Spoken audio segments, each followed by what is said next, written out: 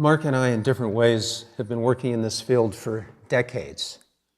And we were part of an interesting organization between about 2004 and 2009 called Reuniting America, started by a friend of ours, Joseph McCormick, who had been a conservative turned transpartisan. And he had this great capacity to invite conservatives to the table. Liberals will also almost always show up.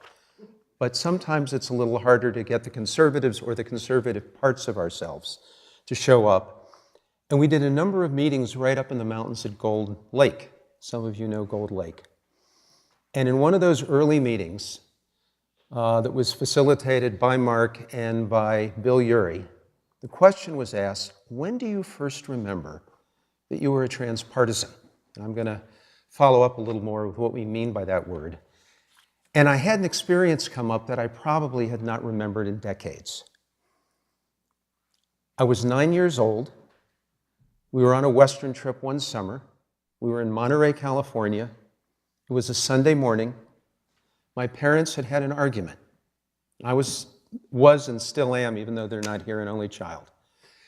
One of them was walking down one side of the street, and one was walking down the other side of the street, and I found myself walking down the center. I had absolutely no capacity to bring the two of them together. Now, the good news is that they stayed together for many years and lived to the ages of 90 and 95. But I realized that there was this tear in me when my parents couldn't come together and I didn't know how to do it. And if we had more time, I would tell you the 3 or 4 stories that came after that. But it was interesting to notice, at least in my own memory, how far back that sense of what the sentiments were and what the experiences were that led to ultimately becoming a transpartisan. Even though, as we would say, we all have our political DNA.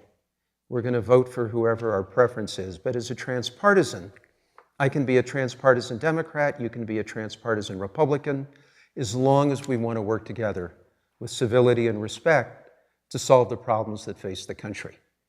And one of the ways we started doing that was up at Gold Lake. And over a period of 3 or 4 years and a number of different meetings, we were able to bring together people like Grover Norquist, who some of you know, Joan Blades at the time, the founder of Move On, Roberta and Michelle Combs of the Christian Coalition, Shelley Pingree, who was then running Common Cause. She's now a congresswoman from Maine. And we actually found that people across the divides who would never be in the same room together wanted to be if it was safe. These are part of the ground rules that you've seen earlier. That if the facilitation was good and the ground rules were good, people actually enjoyed finding how many values they shared, how much they cared about. And as Grover Norquist used to say, and still does, we can disagree without being disagreeable. Then I want to just shift to a couple of interesting stories that we're in the middle of. Mark and I have spent some time in Kansas City, and we had the privilege of meeting a pastor with the largest Methodist congregation in the country, 22,000. He's now in his early 50s. He and his wife started this from scratch maybe 25 years ago. 60% of his congregation is Republican, and 40% is Democrat. And often in that congregation, he will have candidates who are running against each other in elections. And this January, and we're hoping to try to get some of this word out, he is planning to preach to his congregation on how to heal across the political divides. And we're hoping that other congregations will do that as well. Another story I want to tell is that we have a colleague in Washington by the name of Stephen Cull, who runs a wonderful organization called Voice of the People, Campaign for a Citizen Cabinet. He has started something called public consultation. It's like polling and survey, but it's much more in depth. So when you get a set of facts or a set of arguments, they've been vetted by both sides. So they're really bulletproof. And he did a couple of surveys on reducing the defense budget, and was surprised to find out that almost across the board, people wanted to cut the defense budget, regardless of their political leanings, 17%. And this actually continued during the Iraq War and even during some of the terrorism.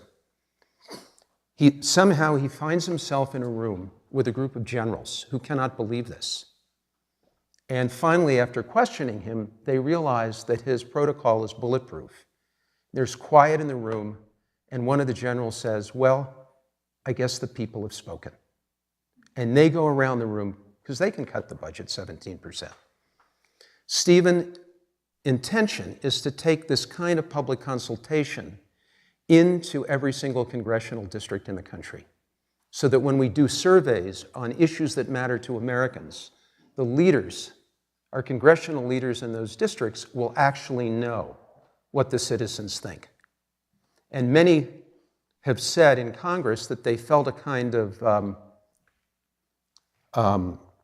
capacity to be, when they have this kind of information, they're able to vote against their party leaders.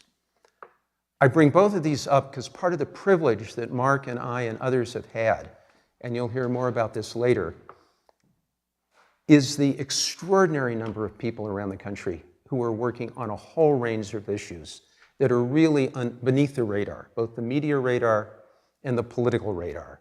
And part of our job is to figure out, and actually with people, help of folks in this room, how do we learn to take this inchoate energy, some of which is disgruntled, frustrated, angry, some of which knows there's a better way. Many people have lost a political home.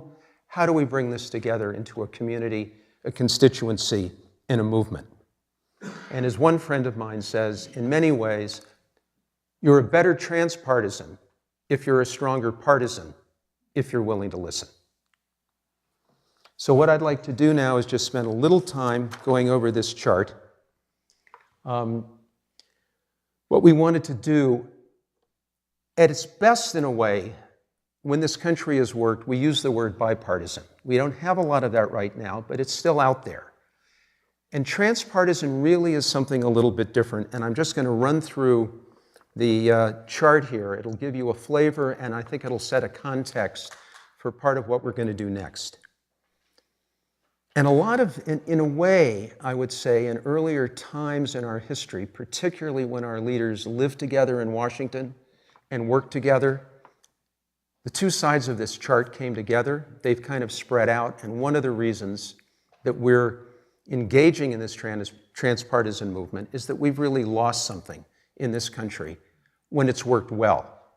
So we're both kind of looking at how we've regressed and how we can move up, let's say, back to where we've been at our best, but also how can we move forward as a country? And how can we draw on a series of technologies and protocols and methodologies that have been developed over the last 20 or 30 years to upgrade and uplift our democracy. So much of what we see happening in Washington is transactional. We're really looking, I think, at a level of how do we engage in relationship, not just between the parties, but among each other. If we can create a movement that's large enough, we can do meetups, whether it's living room conversations or places around the country where liberals and conservatives want to get together, find out who we are, what do we have to offer each other. How do we move from compromise, which is, again, people might think is the best we can do, to common and higher ground? How do we, instead of just looking at negotiation, how do we collaborate? Because when we collaborate, we really create solutions that weren't there to begin with. Many people don't have a voice, even in this democratic republic. If you're not a Democrat or a Republican, if you're one of the independents, or goodness knows the extraordinary number of people who aren't voting, how does your voice get heard? How do our voices get heard?